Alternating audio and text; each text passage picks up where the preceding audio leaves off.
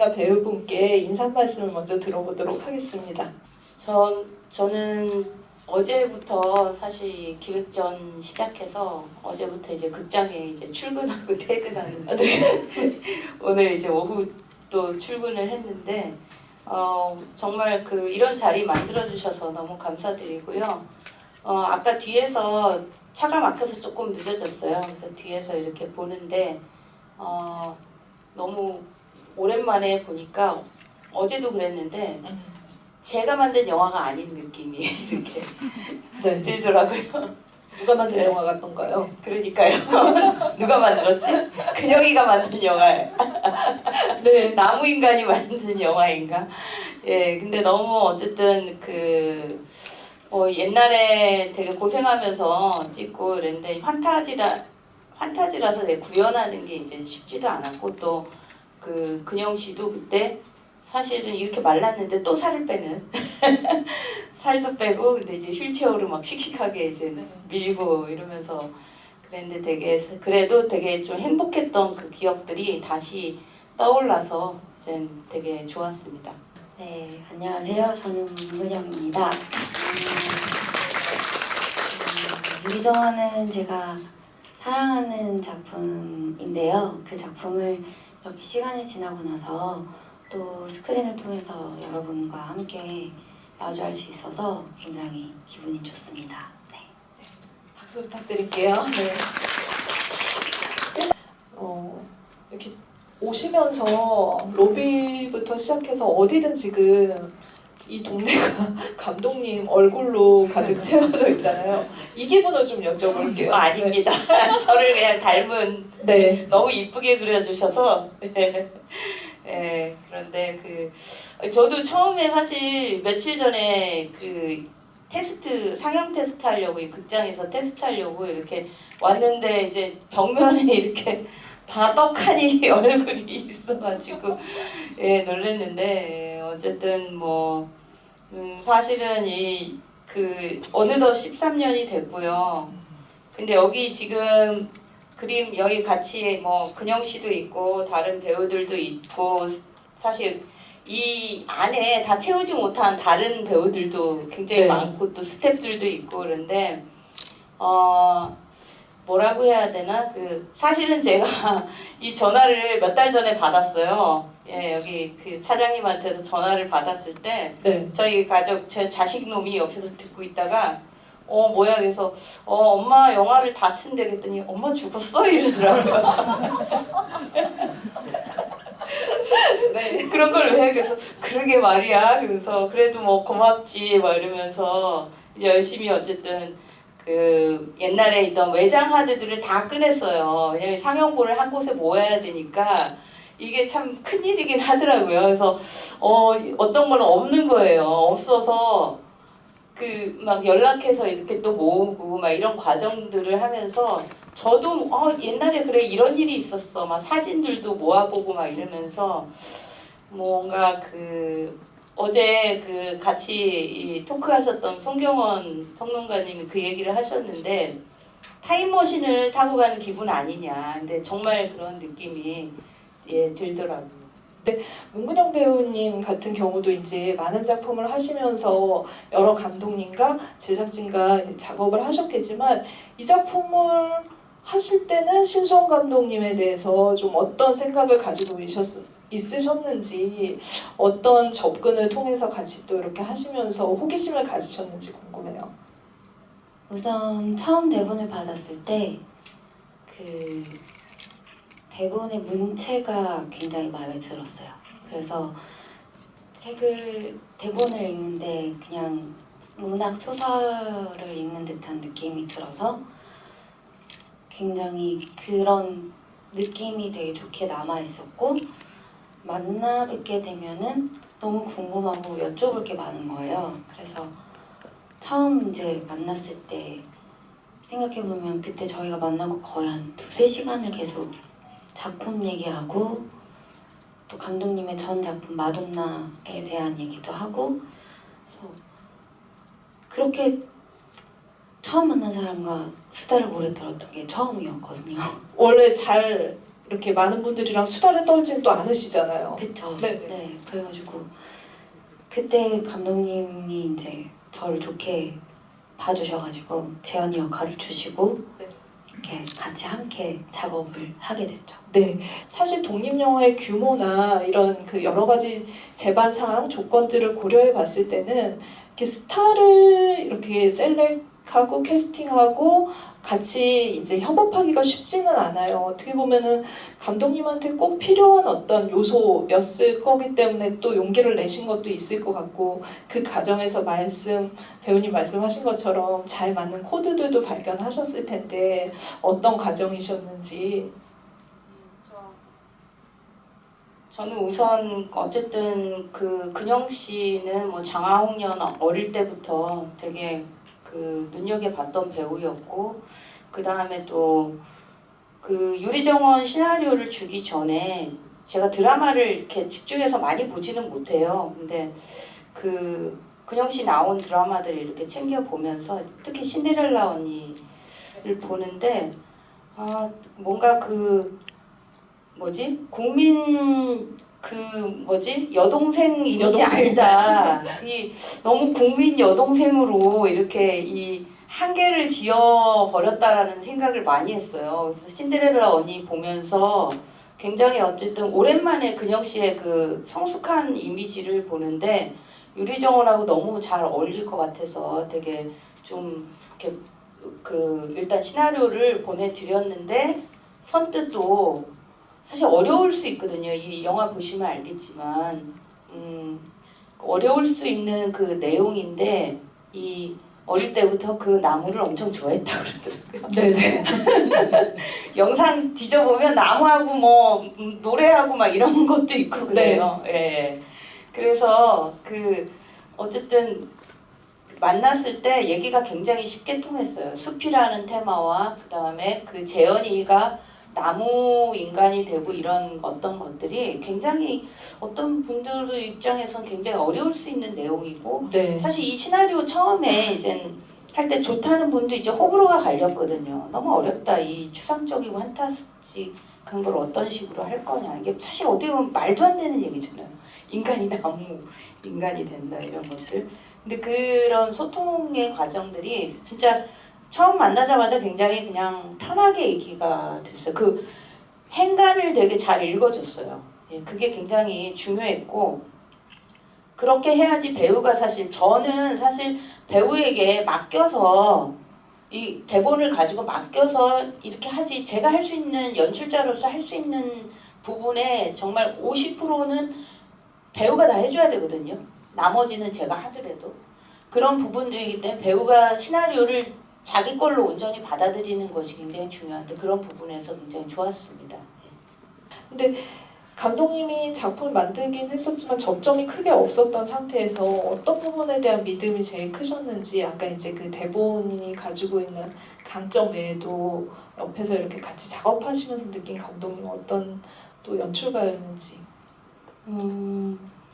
굉장히 소통이 잘 되고 배우를 굉장히 배려해 주시고 그냥 연기하면서 재현이를 연기하면서 되게 행복했어요. 근데 그 행복함이 어디서 왔을까를 생각을 해봤을 때 제가 이렇게 항상 촬영이 끝나고 나면 커트 끝나고 나면 이게 감독님을 보면 감독님이 눈으로 확신을 저한테 주세요.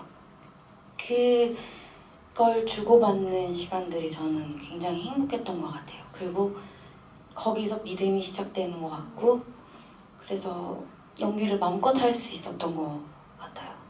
약간 나무 같으신 분이신 거예요? 감독님 어떤 눈빛이? 나의 눈빛이 무엇인지 궁금합니다.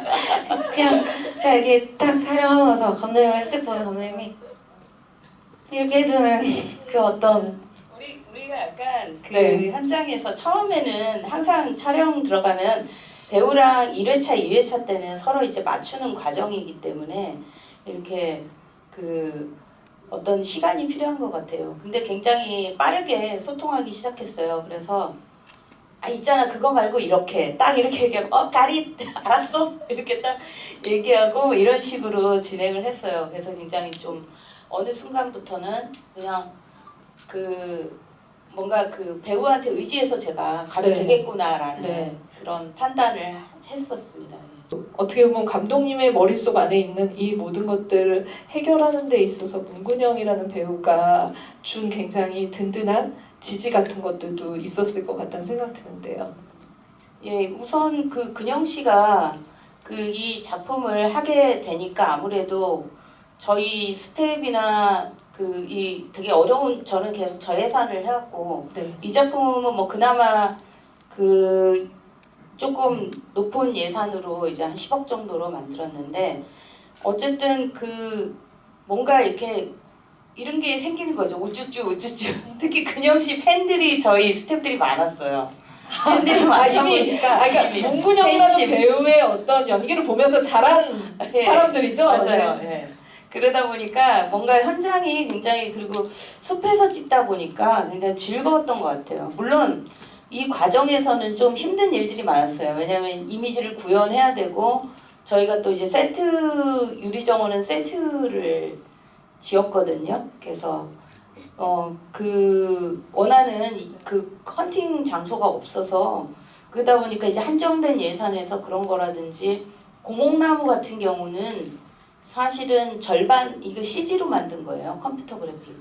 매드맨 포스트라는 곳에서 굉장히 좀 잘 해주셔가지고 이렇게 했는데 거의 늪지대나 마찬가지였거든요. 습지에서 그런 고목나무가 없어요. 근데 그거를 이제 미술팀하고 반은 플라스틱 아니 스티로폼으로 만들고 위에를 다 CG로 심은 이런 작업들이기 때문에 그럼에도 불구하고 되게 숲에서 그리고 근영 씨가 약간 그 보여지는 이미지는 이제 그 뭐 이렇게 네. 그런데 여동생? 현장에서 그런데? 네, 현장에서 굉장히 씩씩하고 스태프들하고 굉장히 잘 어울려요. 되게 편하게 그런 거기 때문에 그런 상황이고 그래서 약간 뭐라고 해야 되나 되게 현장 자체가 물론 그 전에 상업 영화 할 때보다는 이렇게 소규모의 현장이고 그 불편한 점들도 분명히 있었을 텐데 그런 거 마다하지 않고 이제 본인이 그냥 괜찮아요 괜찮아요 약간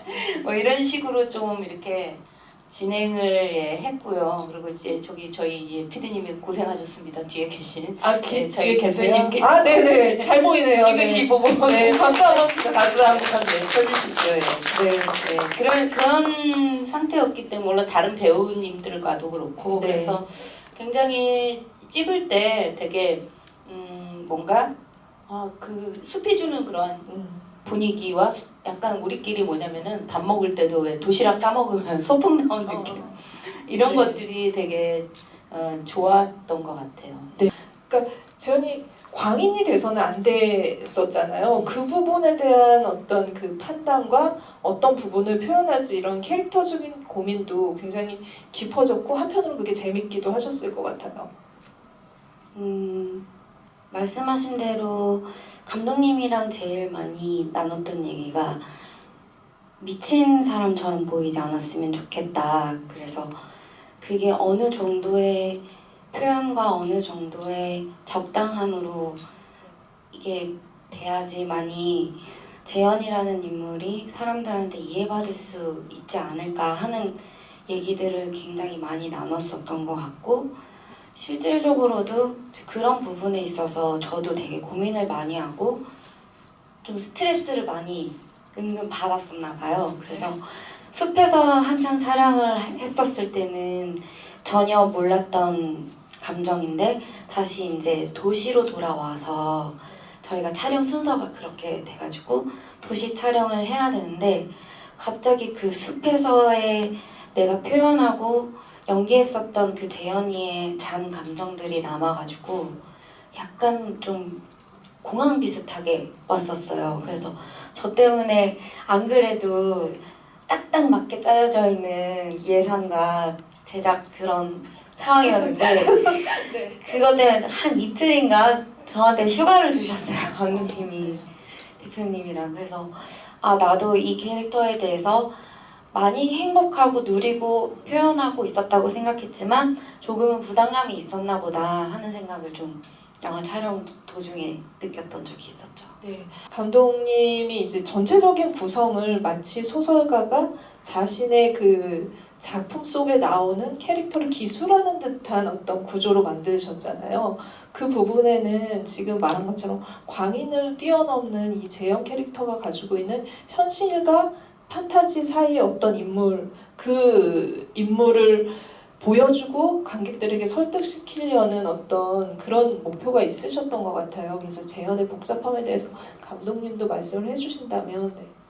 예, 그러니까 그때 둘이 그런 얘기를 했던 이유는 사실 우리도 지금 보면 그 믿을 수 없는 일들이 일어나고 있잖아요. 그 우리가 과거에 그 공상과학 소설에서 봤던 일들이 실제로 일어나고 누군가는 그걸 믿고 꾸준히 자기의 신념을 지키려고 했던 사람들이 분명히 존재하는데 그들을 미친 사람이다 아니면 우리랑 좀 다르다라는 이유로 사실 나쁘게 대하기도 하고 차별을 하기도 하고 막 이런 세상 속에 살고 있기 때문에 저는 이 재현이라는 사람이 미친 과학도라기보다는 자기 신념을 굳건히 지키는 그 사람이다라고 봤고 그래서 그 소설가의 그 주인공으로 등장하는데 결국 그 소설가는 현실적인 사람이고 그래서 재현을 이용해서 자기의 욕망을 채우려는 그 네. 인물이잖아요. 그래서 그런 상태에서 이제 구조를 그런 식으로 이제 그 시나리오를 앞부분은 재현을 보여주고 뒤에서는 대부분 어쨌든 둘이 같이 나오지만 앞부분의 중심은 거의 이제 재현으로 이제 가다가 그 다음에 이제 후반부에서는 소설가가 등장하면서 그 안에 재현의 어쨌든 그 과거들이 다시 하나씩 이제 나오는 이런 방식으로 이제 구성을 했습니다. 아까 이제 그 감독님이 배우님이 해야 할 것들이 굉장히 많은 촬영이기도 했다라는 말씀을 하셨는데 그 이제 그 과제 중에 하나는 사실 재현이 가지고 있는 물리적인 육체적인 장애라는 생각을 해요.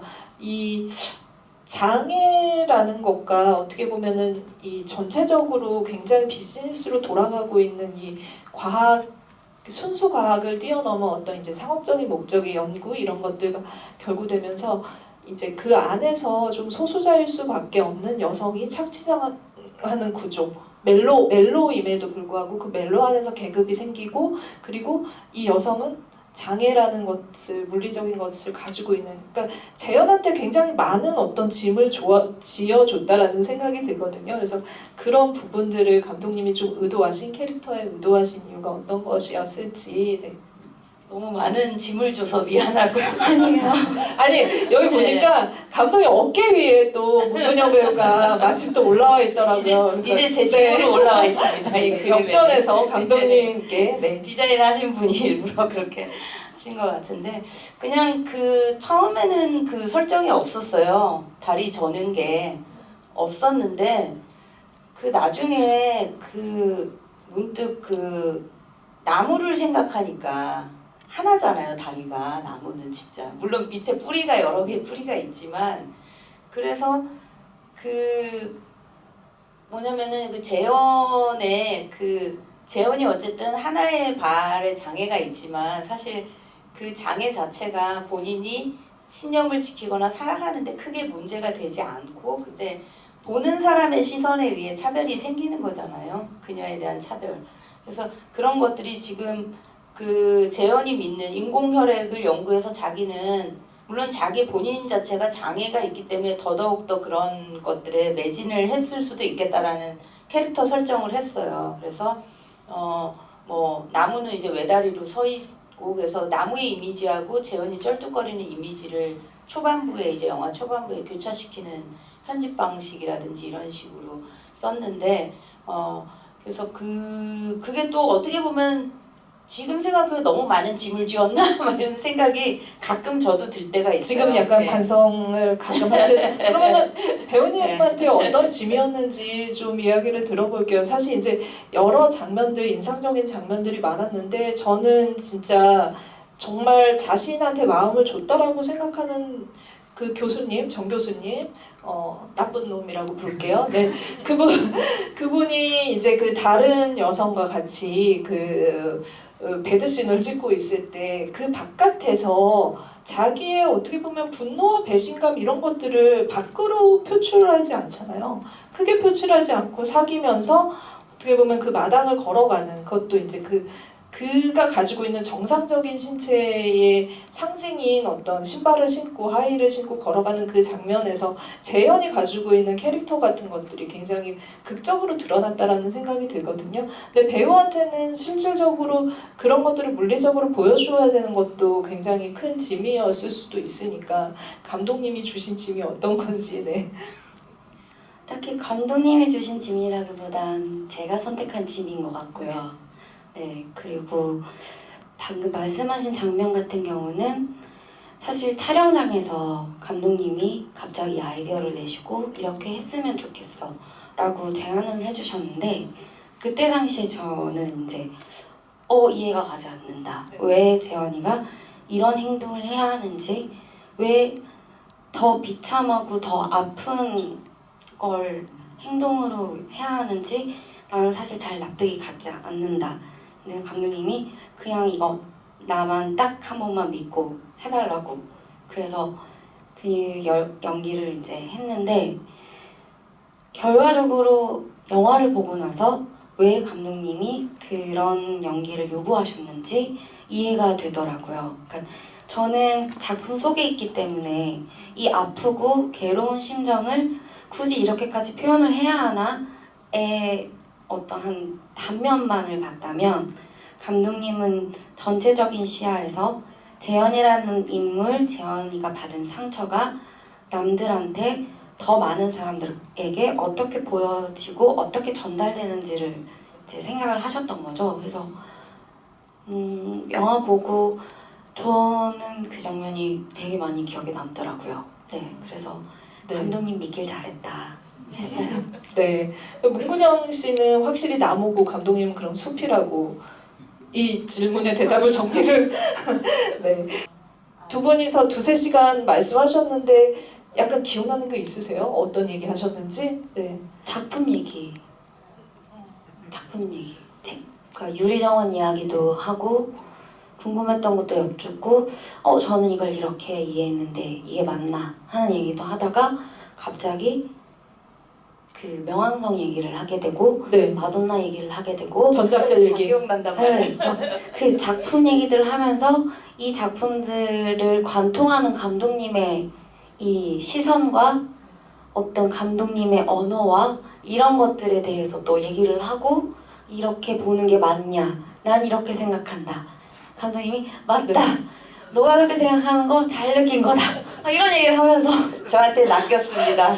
감독님이 사실 이제 이렇게 몇 년에 한 번씩 영화를 만들 수 있는 건 사실 제작비가 중요하잖아요. 근데 감독님이 워낙 설득을 잘 하실 거예요. 안 그러고서는 이렇게 계속 뭔가 네 만들 수 있는 여건을 스스로 만들어 나갈 수가 없다라는 생각이 들거든요. 근데 그게 이제 문근영 배우님한테도 네네 그 자리에서 어필을 그죠? 잘 보이셔야 되는 그런 목적도 당연하죠. 있으시잖아요. 예. 당연하죠. 우리 근영이 하면서. 네. 저희도 그 주변에 보면은 이제 사랑하는 사람이 떠나는 경우가 많은데 수목장이라는 걸 좀 많이 했었어요. 근데 수목장이 바로 떠오르면서 그 수목장인데 이제 이제 뭐 부모님이든 아니면 누구든 떠나버릴 때 나무 밑에 심으면서 장례 치면서 나무로 환생하길 바라는 아름답게 피길 바라는 그런 마음이 있을 거라고 보거든요. 그래서 나무가 자라고 나무에서 나오는 산소를 마시고 또 사람이 또 자라고 그래서 환생한다는 느낌이 많이 들어서 처음엔 이상하게 생각했다 좋게 봤거든요. 근데 영화 딱 시작할 때 보니까 나무에서 태어났다 이렇게 얘기 듣고 나서 아름다운 문근영 씨는 과연 어떤 나무에서 태어나길 바랬을까? 아 나무의 종류. 네, 그래서 네네. 장미꽃도 좋고 다 좋은데 어떤 나무는 좋고 해들었고 두 번째는 제가 문근영 씨를 제 인생의 버킷리스트에다 담았는데 2007년에 담았어요. 딸이 이제 중학교 들어가면서 많이 힘들어해서 딸을 위해서 버킷리스트 봤는데 문근영 씨 만나면 셀카 한번 찍고 딸을 위해서 사인 한 바퀴 받겠다는데 16년 걸렸습니다. 네. 오늘 안 해주시면 또 16년을 더 기다려야 되거든요. 아 이거 요청이신 건 거죠? 가실 때 부탁드리겠습니다. 예. 아, 준비는 잘해왔습니다. 네. 아, 네. 16년이요? 네. 16년에 한을 풀어드릴게요. 네. 감사합니다. 나무는 사실 제가 나무 종류를 잘 몰라가지고 네, 뭐 건강하고 푸르르고 그런 나무면 좋을 것 같아요. 사철나무나 어쨌든 네, 잎이 지지 않는 아. 계속 언제나 항상 그 자리에서 푸르를 수 있는 그런 나무로 태어나면 좋을 것 같아요. 아, 이 제목 궁금증을 네, 여쭤보신 분이 있으신데요. 불금네오님께서 여주인공이 다리를 전다는 설정과 제목에 유리가 들어간다는 점에서 희곡 유리동물왕이 생각났는데요. 혹시 네, 염두에 두신 제목인지 말씀 주셨습니다. 그 유리가 잘 깨지잖아요. 그래서 여기 그 재현의 집도 사실은 온실이잖아요. 온실이고 숲속에서 아무도 오지 않을 것 같은 뭔가 아버지가 이제 그 지었던 공간에 그 재현이 들어오는데 그 공간 자체도 언젠가 좀 부서지는 쉽게 부서지잖아요. 사람도 쉽게 부서지고 뭐 그 어떤 그런 집 자기의만의 안식처도 쉽게 부서지는 거를 약간 역설적으로 그리고 싶어서 유리정원이라고 이름을 지었습니다. 맑다는 의미도 있지만 예. 배우님이 전작 이야기를 하셔서 댄서의 순정이 생각나셨다고 하셨고요. 그 영화에서 그 극중 왈츠 장면에서 그 장면을 몸이 혹시 기억하고 있냐 댄스를 했던 전적에 대해서 여쭤보시는 것 같아요. 그리고 설태아 김태훈 배우님과의 이제 호흡도 어떠셨는지 질문 주셨는데 네. 그 몸이 기억하고 있더라고요. 아 역시 네네. 제가 그때 현장에서 서태아 선배님이랑 태훈 오빠에게 직접 또 가르쳐드리고 아 그쵸. 네, 댄서 전직 네. 댄서로. 리드도 해가면서 촬영했던 기억이 나고요. 두 분과 그때 다들 근데 조용조용하셔가지고 그렇게 막 많은 대화를 나누고 이러지를 않았어가지고 촬영은 항상 편하게 하긴 했지만 두 분 다 말씀이 많이 없으셔서 네. 호흡이 어땠는지 숲이랑 더 대화를 많이 나누신 것 그렇죠. 같죠. 나무랑 더 많은 대화를 나누고 네네. 네, 감독님과 대화를 많이 나누고 네, 알겠습니다.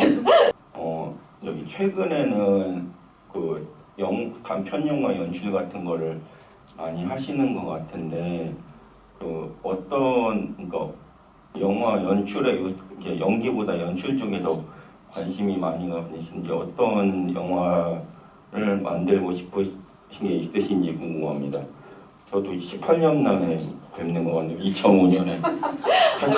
왜 이렇게 안 보여주신 거예요? 지금 16년, 18년, 감독님 13년이 지금 중요한 게 아니네. 우선 저는 사실 연출의 목적을 두고 작업을 했던 건 아니고요. 이렇게 긴 배우 생활을 하다 보니 아무래도 쓰임새가 더 많은 배우가 되고 싶은데 아무래도 한정적인 이미지에 좀 갇혀 있고 국한되어 있다 보니까 좀 거기서 오는 답답함 같은 거를 굉장히 많이 느꼈어요. 그리고 스스로도 나도 이런 연기할 수 있고 이런 캐릭터 할 수 있는데 왜 아무도 날 찾아주지 않지? 이런 생각을 되게 많이 했었는데 안 찾아주면 내가 보여주면 되지? 하고 이제 그럼 어떻게 보여주면 될까? 이런 고민을 하다가 우선은 내가 제일 표현해보고 싶었던 내 이야기를 한번 표현을 해보자 해서 첫 번째 프로젝트가 시작이 된 거고 차후에 또 다른 작업을 하게 되더라도 그때 역시 연출보다는 내가 또 어떤 이미지, 어떤 연기를 관객들 혹은 이 일에 종사하시는 관계자분들에게 어필이 될 수 있을지를 초점을 두고 고민을 하면서 작업을 해 나갈 것 같아요. 네. 아마 그 문근영, 그러니까 연기자 아니라 연출을 할 때 이제 그 단편을 만들어서 여러 영화제에 초청이 됐잖아요. 지금 부천 또 이렇게 제천, 부산 이렇게 감독님과도 그런 이제 그 이야기를 아까 이제 그 처음 만났을 때 수다 떨듯이 연출자 대 연출자로서도 좀 대화를 하셨을 텐데 좀 어떤 응원의 마음이셨는지. 우선 그 작품은 그 유튜브에 창작 집단 바치를 치시면 네네. 예, 근영 씨의 3개의 단편을 볼 수 있으니 오늘 가서 좋아요 꼭꼭 눌러주시고 우선 그 작품을 사실은 그 저한테 어느 날 링크를 보낸 거예요. 그래서 좀 봐달라고 자기가 뭐 만들었다고. 아 이미 만들고 나서. 네. 아, 그래가지고 모니터링을 해달라고 저 깜짝 놀랐어요. 그 조용히 우리 그때 코로나였거든요. 서로 어쨌든 만나지도 못하고 가끔 카톡만 하고 조용히 지내고 있었는데 그 사이에 어쨌든 뭔가를 만든 거죠. 그래가지고 제가 모니터링을 해줬어요. 그 모니터링이 뭐 크게 도움이 안 됐을 텐데 어쨌든 제가 웬만하면은 큰 화면으로 보려고 이제는 이제 큰 텔레비전을 연결해가지고 이제는 봤는데 깜짝 놀랐어요. 네. 가장 놀란 건 뭐냐면은 거기 그 이제는 수중 장면이 있는데 물속에서 그 물고기처럼 헤엄을 치는 거예요. 진짜 그 긴 호흡으로 롱테이크로 아니 저 숨을 어떻게 참으면서 저렇게 하지? 근데 거기서 연기를 하고 있는 거예요. 인간이 아니다. 정말 이 나무 인간이 아니라 네. 뭐지? 물고기 전생의 물고기였나 보다. 예, 그런 생각을 할 정도로 좋았고 그게 있었어요. 그러니까 저도 사실은 오늘 와서 큰 화면으로 다시 사실 몇 달 전에 유리정원을 계속 봤거든요. 다른 작업 때문에 여러 번 봤는데 오늘 와서 이제 큰 화면으로 다시 이제 보니까 그 배우의 그 얼굴이라는 것과 이런 것들이 정말 또 다시 보니까 큰 걸로 보니까 또 새로운 모습으로 이제 다가오거든요. 근데 그래서 저도 보면서 유리정원 때 근영 씨가 이렇게 정말 이런 모습들을 보여줬구나 이런 게 있는데 또 본인이 만든 작품을 보면 또 셈이 나요. 왜냐하면은 자기가 연출자잖아요. 그러니까 배우의 연기라는 게 결국 감독이 요청을 하고 감독이 오케이 NG를 하고 이런 과정들이 필터링이 되는 과정이 있는데 본인이 직접 하는 거잖아요. 자기가 표현하고 싶은 것을 얼굴과 몸으로 표현하는 것은 또 다른 영역의 그 영역이 있더라고요. 제가 할 수 있는 것에 그래서 제가 다시 해야 돼 우리는 이런 얘기도 했어요. 농담 삼아서 내가 너의 에너지를 다 쓰지 못한 것 같아. 아, 이런 얘기를 욕심. 제가 네네. 둘이 얘기했어요. 예. 너의 그 네가 갖고 있는 그 연기나 이런 것들이 너에게 온전히 맡겨졌을 때와 나를 거쳐서 나오는 것은 아무래도 어떤 차이가 있는 것 같다. 그 얘기를 제가 한 적이 있습니다. 예. 네. 문근영 감독님일 때와 배우일 때와 누가 더 독한 것 같아요? 연출자 문근영이 문근영을 더 진짜 감독님 말씀하신 것처럼. 배우일 때가 더 독한 것 같아요. 연출은 사실 내 연출로서의 욕심이나 욕망이 있으면 좀 더 독하게 뭘 하고 할 텐데 사실 그때 당시에는 연출보다 이 감정을 물속에서 이걸 표현할 거야 이게 더 저는 강했었기 때문에 배우일 때 그리고 배우로서의 욕심과 욕망과 네. 이런 것들이 드글드글한 사람이기 때문에 네 그게 더 독한 것 같아요. 배우일 때. 지금 얼마나 더 독할지는 지금 지옥2 촬영하시는 거 다들 아시죠? 거기서 화살촉 리더예요. 이제 끝났지 뭐. 완전 K 드라마 중에 제일 독한 캐릭터를 여러분들은 경험하실 걸 얼마 안 남겨두고 있습니다. 지금 촬영 중이신 거죠? 네, 지금 꾸준히 틈틈이 촬영하고 있습니다. 네, 네.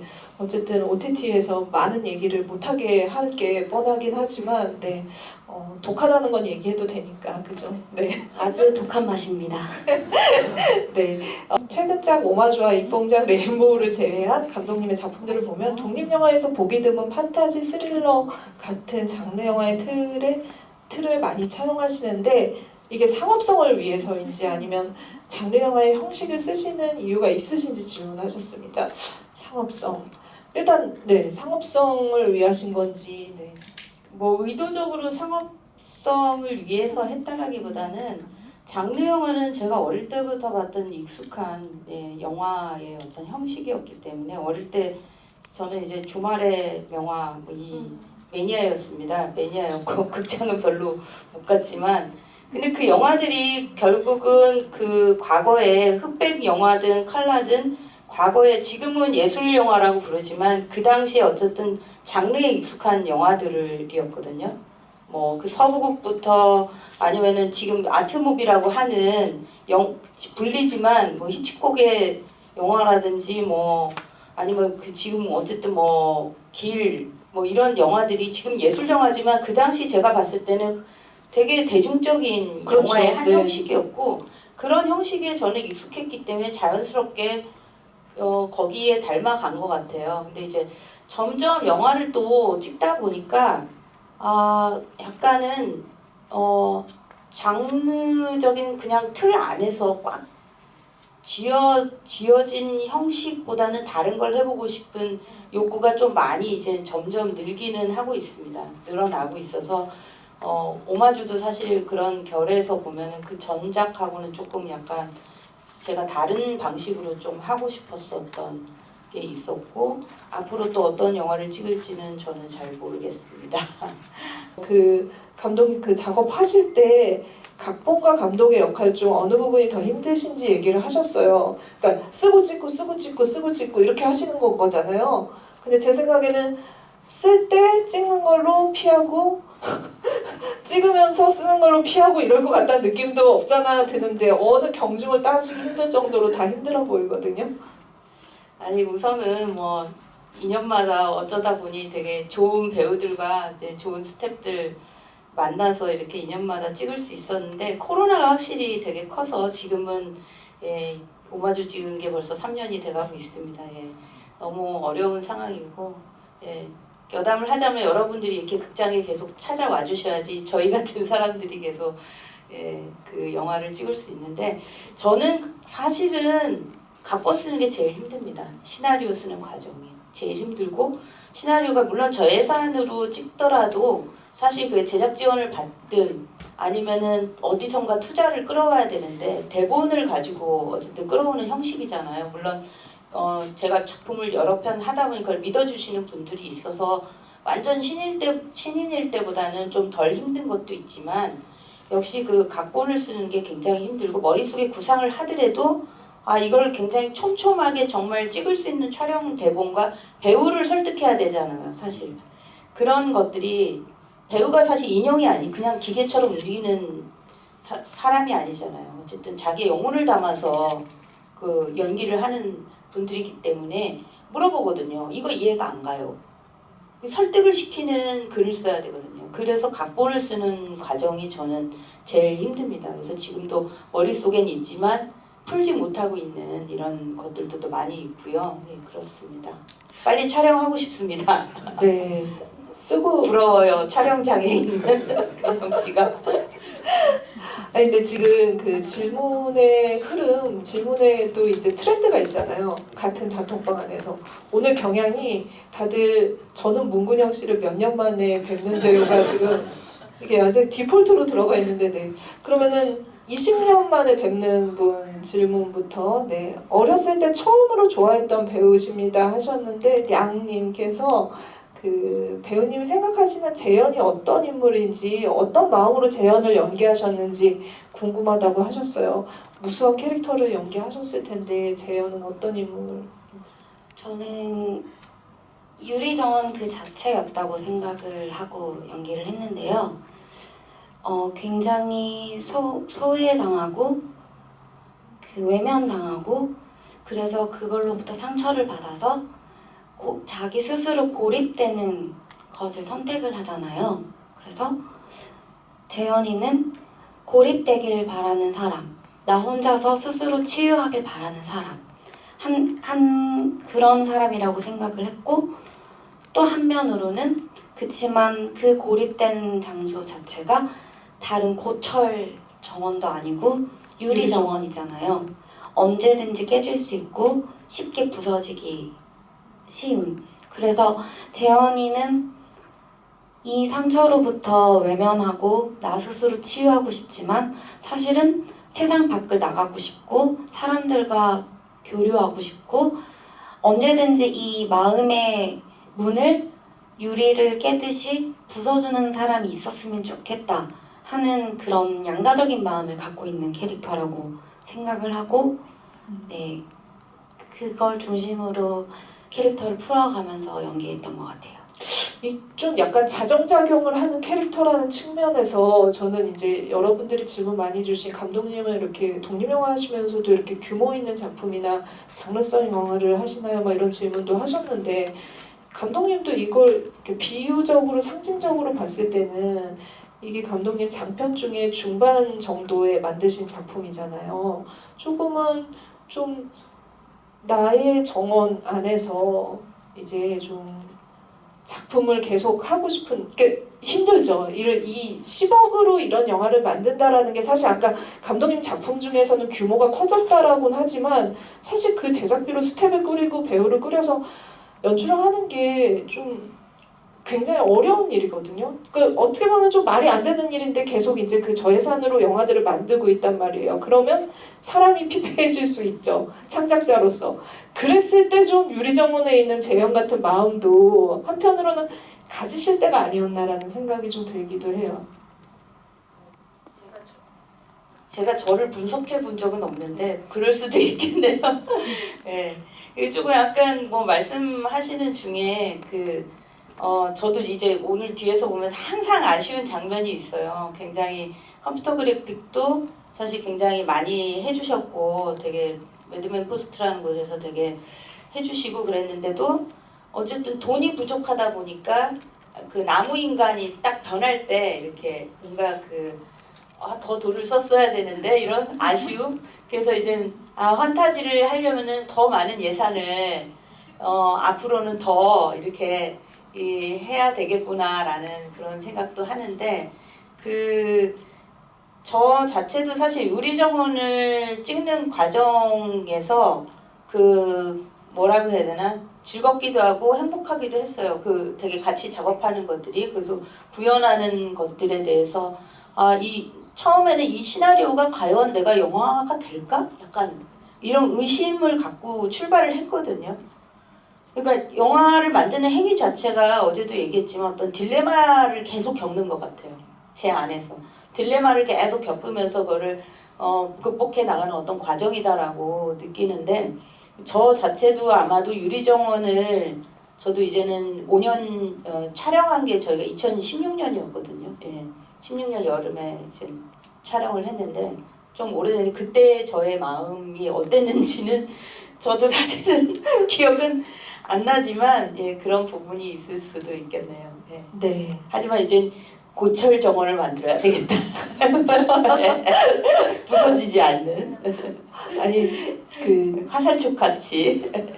두 분의 협업을 또 다시 보고 싶어 하시는 관객분들이 또 많으세요. 그래서 이제 문근영 배우님께는 같이 또 작업을 해주셨으면 좋겠다라는 말씀도 하셨고 또 이제 혹시 근영 배우님이 시나리오만 좋다면 저예산 장편 다시 출연하실 생각도 있으실까요? 라는 질문도 있으셨는데 이런 부분에 대해서 독립영화, 저예산 작품에 대해서 어떤 또 마음을 가지고 있으시고 그 가운데 신수원 감독님과의 협업에 대해서 또 어떤 생각 가지고 계신지 말씀 부탁드릴게요. 신수원 감독님과 다시 작업하는 건 언제든 환영이고요. 그리고 사실 저는 좀 세상 물정을 잘 몰라서 저예산 독립영화, 뭐 상업영화의 차이점이 뭔지 잘 몰라요. 배우로서. 그래서 그냥 저는 캐릭터가 좋고 이야기가 좋으면 연기하는 편이라서 네. 얼마든지 꼭 저예산 독립영화든 아니든 캐릭터와 이야기만 네 저의 마음을 훔친다면 저는 언제든지 네. 촬영할 것 같아요. 네. 시나리오만 잘 써와라. 그리고 2시간, 3시간 나를 잘 설득시켜주면 나는 규모는 상관없다라고 맞습니다. 네, 말씀하셨습니다. 네. 박수 한번 2시간 부탁드립니다. 수다를 이렇게 잘 풀면 됩니다. 네. 부산국제영화제 때 뵙고 여기서 또 뵀는데요. 몇 년도인가요? 네. 그게 제가 제일 중요합니다. 최근인 것 같습니다. 아, 네네, 알겠습니다. 저는 이 영화 보면서 느꼈던 것 중에 하나가 이 윤리적인 부분이 좀 이게 보였었거든요. 그러니까 지금 감독님 마음으로는 차마 이게 이제 영화 스토리로상으로는 이제 어느 정도 이게 결과에 대해 확신을 가지고 그 다음 단계로 넘어가는 부분이 있어가지고는 어쩔 수 없이 이제 건드려야 되는 게 이제 그 실험의 문제 있어가지고 감독님께서 아주 뭐라 해야 될까요? 그 스토리상으로는 소극적으로 많이 하신 것 같아요. 왜냐면은 교수님도 본의 아니게 주어가지고 거기서 하게 되고 또 있다 보니까 새가 또 어떻게 또 포수한테 이렇게 뭐 포수는 뭔지 모르겠지만은 총에 와서 떨어진 새를 이렇게 했는데 그것도 그 나름의 이제 그 감독님의 마음이 이렇게 들어가셔서 그런 건지 여쭙고 싶고요. 또 그때 부산국제영화제 도 했는데 또 이번에도 부산국제영화제도 또 뵐 수 있는지 또 궁금해서 이 두 분께 여쭤보고 싶습니다. 아, 네네네. 네. 우선 저 같은 경우 이 영화를 결국 질문이 이 영화를 시작하게 된 계기가 전 숲에 대한 공포에서 출발했어요. 어느 날 숲에 갔는데 사람이 없는 울창한 숲에 갔는데 그 숲에 우거진 그 풀들과 나무들이 살아있다라고 느꼈어요. 그래서 지금 평화를 주기도 하지만 위협이 되기도 할 수 있겠다. 약간 어떤 동물적인 어떤 그런 그 공포심 같은 게 제 안에서 그냥 느껴졌고 네. 사실은 어찌 보면은 우리도 고목나무 신화가 있잖아요. 동네마다 사실 오래된 고목나무를 섬기는 이런 신앙이 미신 같은 게 있잖아요. 그래서 그런 것들을 어찌 보면은 좀 도덕적인 문제에 접할 수 있죠. 왜 그러냐면 교수가 죽었잖아요. 예? 그쵸? 네. 예, 네. 교수가 죽었고 그런 은폐했고. 것들, 예, 그런 네. 것들이 일단 어떻게 보면 신화 우리 나라에 원래 갖고 있는 어떤 그런 토속 신앙이라든지 제가 경험한 그런 것들을 그냥 이야기 안에 녹여서 교수를 죽였습니다. 네, 근데 진짜 그 장면이 압권인데 사실 그 재현이 심호흡을 이렇게 하면서 마치 숲의 정령이 된 것처럼 그 전체를 관장을 하잖아요. 굉장히 화살촉의 어떤 그런 독함이 보였습니다. 그때부터였나 봅니다. 네, 저희 그 부산 영화제 이제 뭐 그러니까 가실 계획이 있냐 얘기해 주셨는데 작품이 있어요, 가죠? 네, 일단 물어볼게요. 네. 네, 저도 작품이 있어야 할 수 있는 거기 근데 감독님 아직 어떻게 없습니다, 작품. 마지막 엔딩 장면에 쇼팽 왈츠 피아노 선율이 들어가잖아요. 그게 너무 인상적이어서 한동안 진짜 많이 들었었는데 혹시 감독님이 그 음악을 특별히 넣으신 이유가 있는지 궁금합니다. 그 음악하고 그 다음에 초반에 나온 게 옴브라 마이프인데 옴브라 마이프도 우연히 들었는데 너무 어울릴 것 같았어요. 그래서 음악 감독님한테 추천을 했고 그 쇼팽의 왈츠도 제가 사실은 이게 좀 말씀드리기 뭐한데 평소에 옛날에 클래식을 별로 안 좋아했어요. 막 락 좋아하고 이랬었는데 제가 나이가 먹었는지 레인보우가 끝난 다음에는 락하고 거리가 멀어졌어요. 네. 그랬는데 그러면서 클래식을 많이 들은 이유가 사실 곡을 쓸 때 창작을 하는데 한계가 있잖아요. 되게 음악 감독님들이 물론 잘 하셨어요. 잘 하셨는데 마음에 안 들 때 기성곡들을 쓰는데 너무 비싼 거예요. 기성곡들이. 그래서 클래식을 많이 들어야 되겠다. 클래식은 저작권이 쓸 수 있거든요. 그냥 저희가 그냥 돌아가셨기 때문에 저희가 그냥 연주만 하면 돼요. 그래서 저희 음악 감독이 피아노 진짜 잘 치시고 그래서 많이 들어요. 되게 많이 듣고 음악 감독님한테 제가 들었던 것들을 추천을 해요. 근데 음악 감독님이 더 잘 아시니까 그럼 이건 어때요? 그러면서 이런 식의 어떤 과정을 거치면서 이제는 기성곡들을 쓰고 다른 것들을 음악 감독님이 만드셨는데 그 쇼팽의 왈츠곡은 메인 테마나 마찬가지였기 때문에 저희가 좀 고급스럽게 녹음을 했습니다. 정말 그 실현 피아노 연주를 잘하시는 분이 그분이 미국에서 유학 중이었어요. 근데 군대 가기 전에 와가지고 거기서 참 녹음을 해서 저희한테 보냈어요. 그래서 군대 가기 전에 잠깐 이제 믹싱실에서 만난 적이 있었는데 그분이 나중에 방송 출연해서 네. 되게 유명해졌더라고요. 누구 인싸가 됐던데요. 방송에서 네. 무슨 제가 프로그램 이름을 제가 네. 죄송하지만 성함이 아마 유리정원 OST 네. 여기 엔딩 롤에 보면 음악에 너무 죄송하네. 네. 그 어쨌든 한동안 그 슈퍼스타들 왜뭐 하는 경쟁하는 오디션 거죠. 프로그램. 클래식 경쟁하고 막 이런 거기서 네. 거의 막 순위 네. 거의 막 압도적인 순위에서 막 그러면 작년인가 재작년에 TV에서 제가 봤어요. 예. 그럼 감독님도 이름을 기억 못하시는 우리가 엔딩 크레딧을 너무 확인해야 죄송하네요. 되는 네. 음악 감독님께 박수 한번 부탁드리겠습니다. 네네. 저희 음악 감독님이 계시고 네, 네. 그분이 이제 연주자들을 연주하신 이렇게 예, 네. 연주를 요청해서 이렇게 그 협업을 곡을 했습니다. 네. 들으실 수 있는. 오은철님이세요. 네. 와 대단하다. 아 그리고 프로그램 명이 저희 슈퍼 관객분이 알려주셨네. 밴드 예, 2. 맞아요, 오은철님입니다. 예. 네. 근데 이분은 군대 가 계셔서 영화를 극장에서 못 보셨어요 시사회 네, 때. 오늘 보셨어야 됐는데. 네.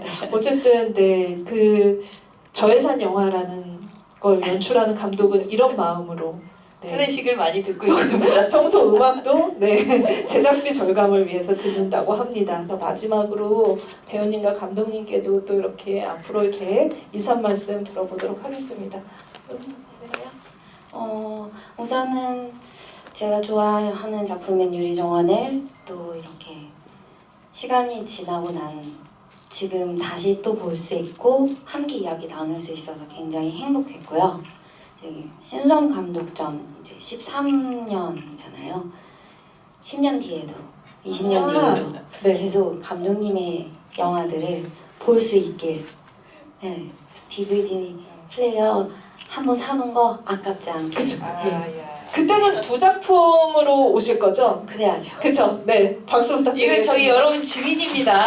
나중에 제가 시나리오 전에 저 감독님 바빠요 이러면은 여러분 증인으로 증인. 나서 주셔야 돼요.